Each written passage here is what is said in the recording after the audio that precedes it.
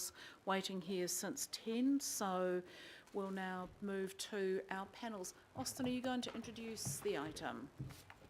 Thank you. Tēnā koutou katoa. Whakalofa lahi atu kia mutoru oti, just acknowledging the Niuean Language Week. So, slightly different topic.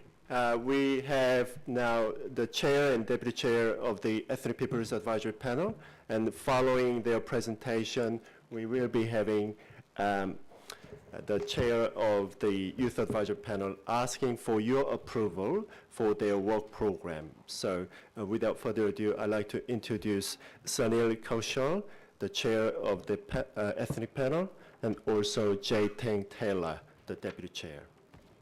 Thank you. Thank you, Austin. Welcome. Thank you very much. Sorry to keep you waiting.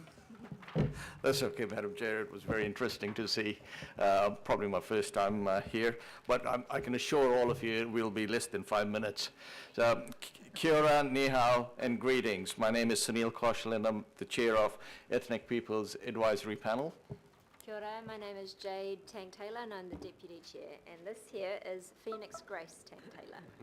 So we are not only diverse, but we also believe in gender equality. As the documentations in front of you show, after going through a design thinking process with our fellow members of Ethnic Panel, here are our overarching themes and work program priorities for this term. A safer Auckland for ethnic communities, advice on implementation of inclusive Auckland framework, culturally competent council engagement, affordable accommodation for new migrants, effective public transport for migrants, increasing ethnic communities' civic participation. However, today we would like to make the most of this time to share what our vision is and what success looks like for the Ethnic Peoples Advisory Panel, not just for this next term, but for hopefully for future terms to come. And it begins not only by asking what Auckland Council can do for ethnic communities, but also, and rather, what our ethnic communities can also do for Auckland Council. In light of recent media, there's been a fair bit of unfair treatment of and towards immigrants and ethnic people of colour. Whether it be exploitative employment situations, housing scaremongering, or even reflective personal opinions in the queue of a Kmart going viral, and not in a good way. For this to change for the better, for us to create the world's most livable city, full of fair and equal opportunities, and for everyone to truly feel welcomed and at home in Auckland, New Zealand.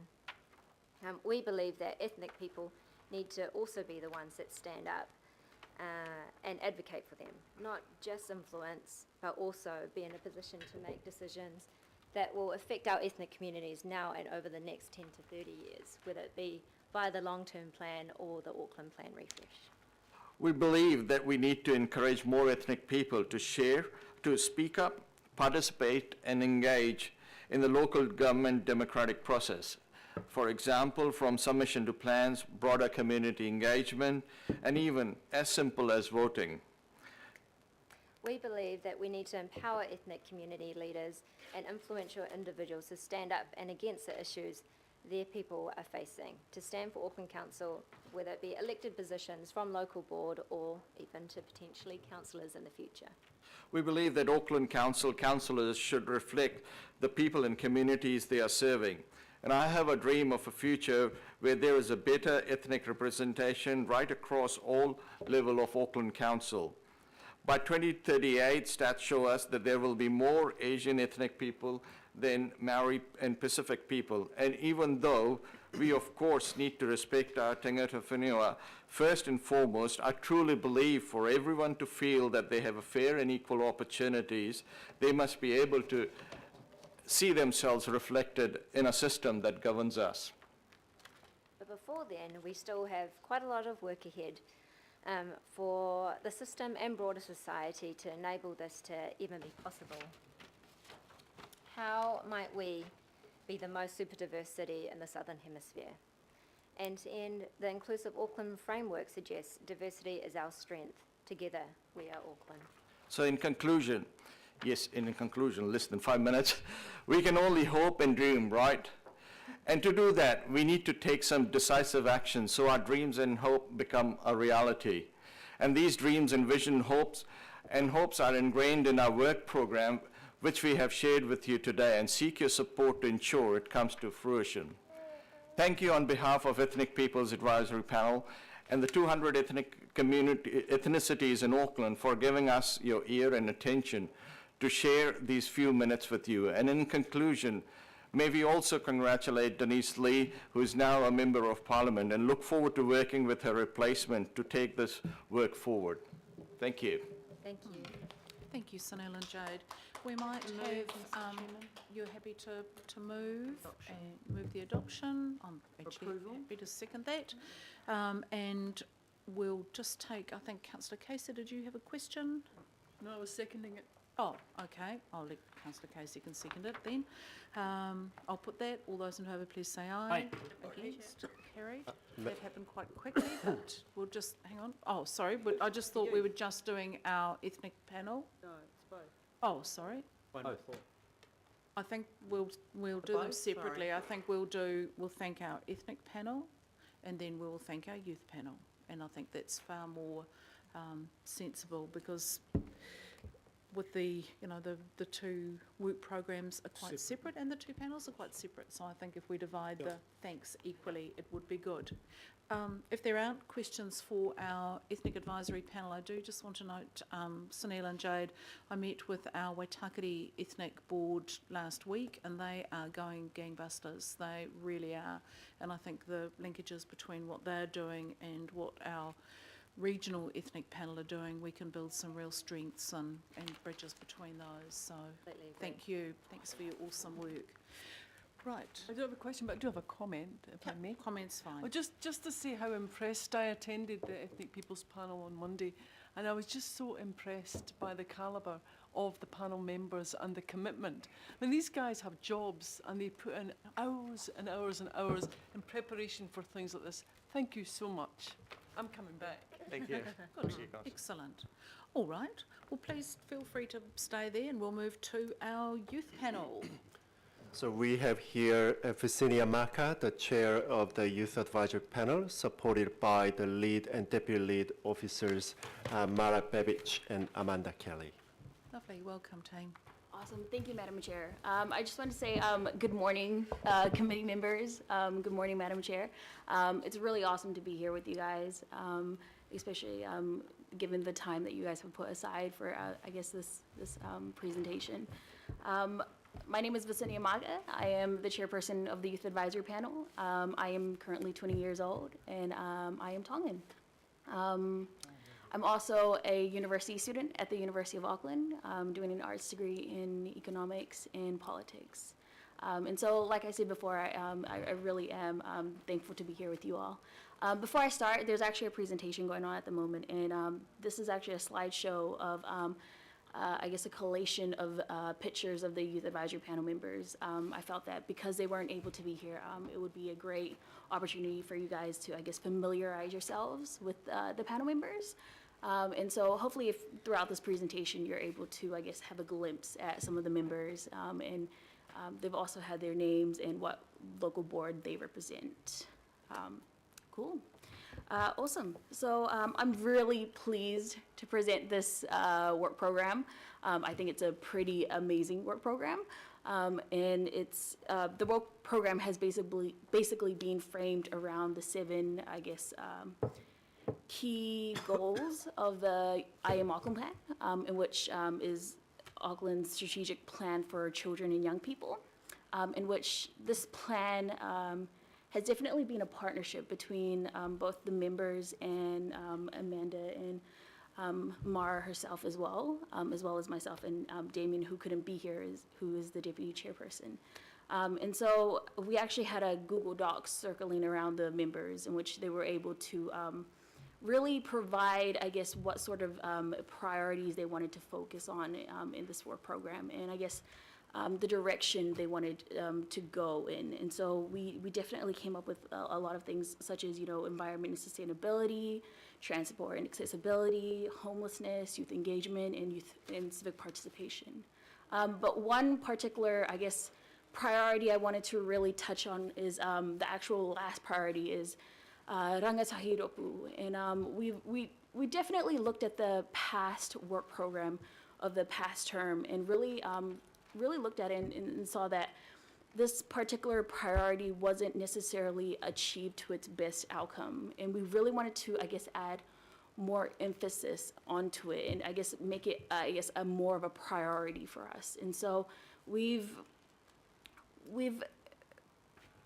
focused on asking staff members to really ask around and out of respect on how we could best, I guess, engage with rangatahi across Tamaki Makaurau.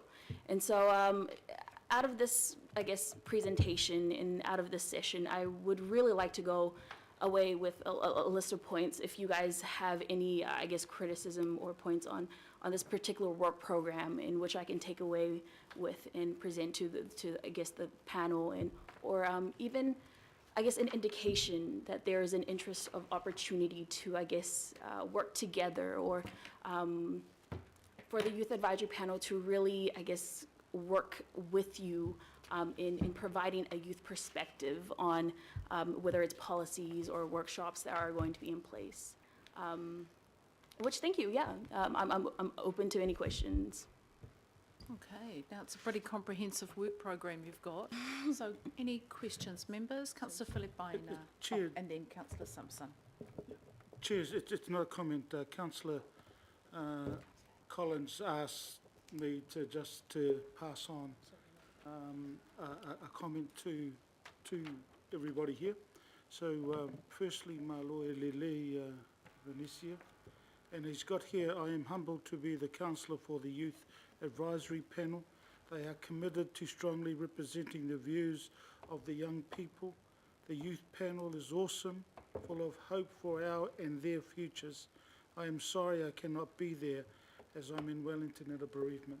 So he just passes on his well wishes, but wanted to express those to the council. Thank you, Chair. Yeah, thank you for those comments. Councillor Simpson. Thank you, Madam Chair, and thank you very much for what you do. Look, I've just got a question around the transparency on your work program. I know what it is. I think it's great, and my questions are around how to support you or make it better.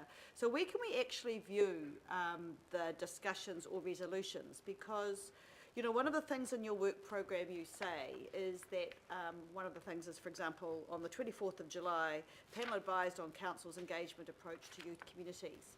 But that advice isn't available on the main website or Info Council, and neither are any of the actions of the panel.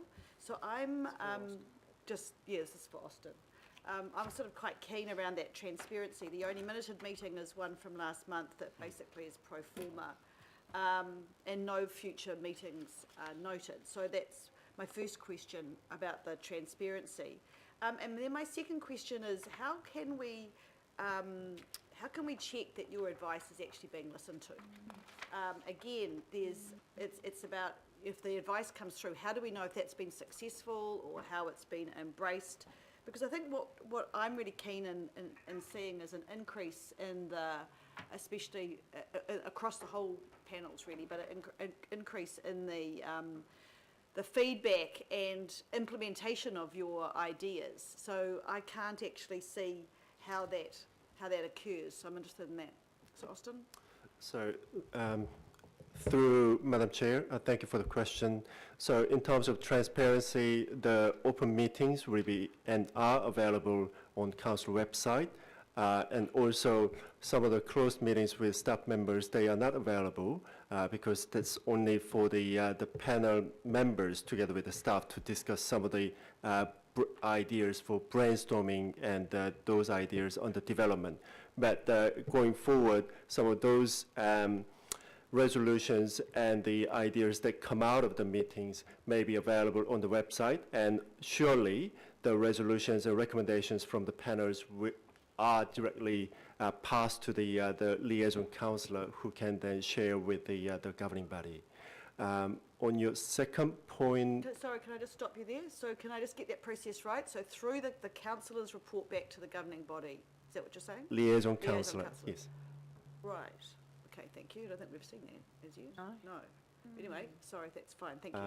The second point, Through the chair, I guess the second point, if I would remember your question, it was basically how do we ensure that there's an outcome? Is that what your Yes, that's question? sort of, you know, we get this advice, but Yep. is there any kind of, yes, as a result of the input to whatever, you know, by your work program, council has now done this or that, the other. I suppose one of the reason for my question is that I was looking at the work program around encouraging the youth feedback, and I noticed that the submissions, almost double the amount of under 25 submissions on the budget, 'cause I'm just using the benchmark of the last budget, using hard copy compared to online. So you've gone down down the path of having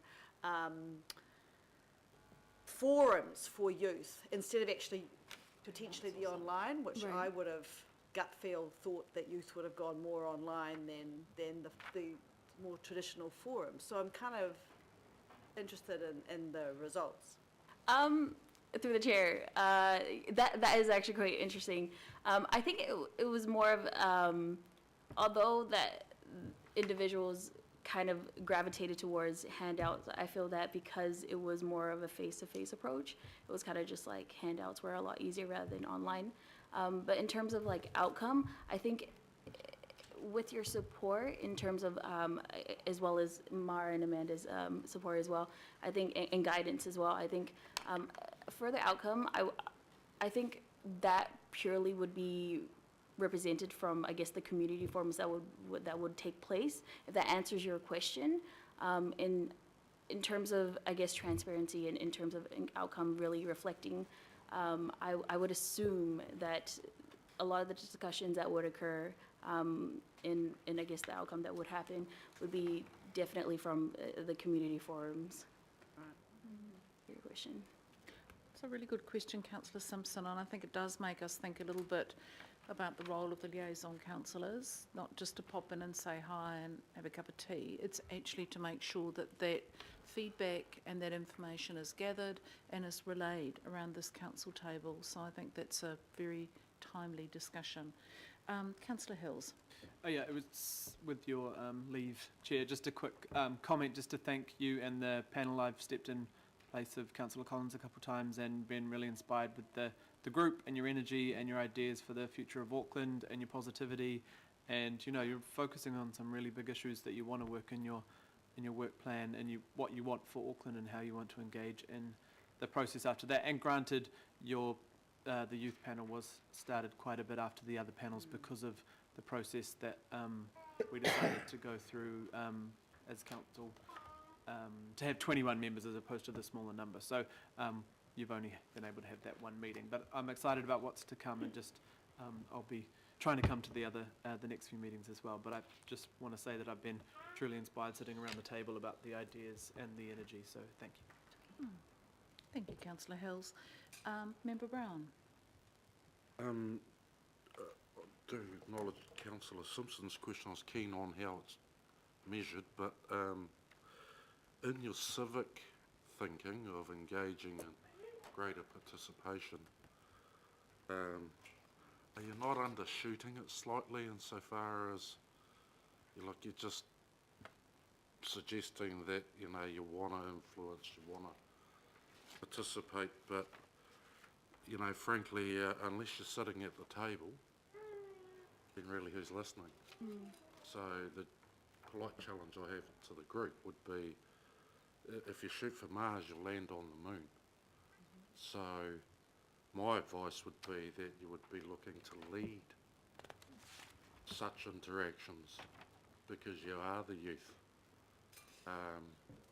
So maybe just to take that back, because I was keen on how it was cross-measured in terms of performance, and also pick up to, although not today, where technology is apparent versus tradition, it's inevitable.